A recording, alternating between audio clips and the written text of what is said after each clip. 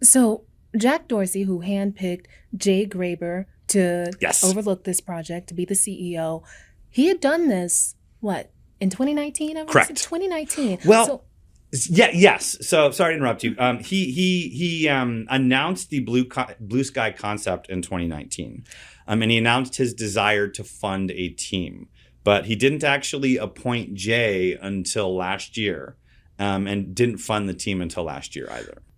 did he see the end of Twitter coming? Did he see the end of all of this coming? I guess that's my question. Was he by knowing that or just believing that this was next, did Jack Dorsey did he see the end of centralized social networks? Great question. I think the short answer is yes. In fact, if we can take text messages that he sent Elon Musk, that we were able to get access to as a result of a lawsuit that was going on, we know as a fact that that's what he thought. There is evidence, before Elon Musk bought Twitter for $44 billion, that he was exchanging text messages with Jack Dorsey, where Jack told him point blank that Twitter's first mistake, its original sin, was becoming a company. He told Elon Musk that Twitter never should have been a company, that Twitter should have been a decentralized shared protocol open to the world. And interestingly, Elon actually responded in those text messages by saying, interesting, we'll have to look into that. He seemed to be open to the idea of decentralizing. But going back to that first impulse that Jack was indicating there, we can go all the way back to, I think it's 2007, 2008, when some of Twitter's very, very early developers actually federated Twitter. They actually connected Twitter to a competing social network and briefly enabled the ability to move from one platform to another. Now, it was never activated, at least not in any large scale way, but it was a fork in the road where, if Twitter had gone one way instead of the other, we never would have had a Mark Zuckerberg. We never would have had a Jack Dorsey.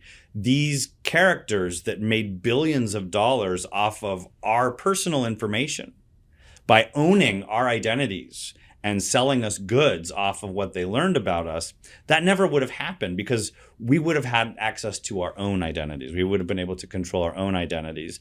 And when Jack, by his own recollection, by his own account, was forced to censor Donald Trump because he thought it was the right thing for the company, you can see the gears moving in his mind that he was regretting having to do that, and he wished he'd never had the power.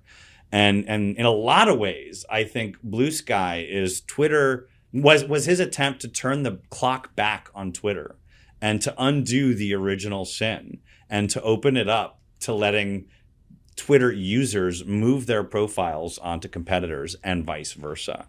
Do you think Jack was just trying to clean his hands of Twitter? I think Jack might have been trying to clean his hands of a guilty conscience.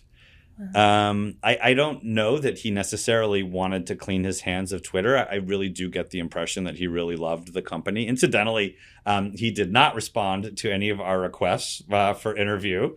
Not that I'm bitter about that or anything. I think that I get the impression he wants Jay Graber, the CEO of Blue Sky, to get the rightful credit as the leader of the organization, and he's kind of taken a step back. But everything indicates that he loved Twitter and was kind of sad to see what it had become in the name of building a successful company, and kind of wanted to undo some of those original sins.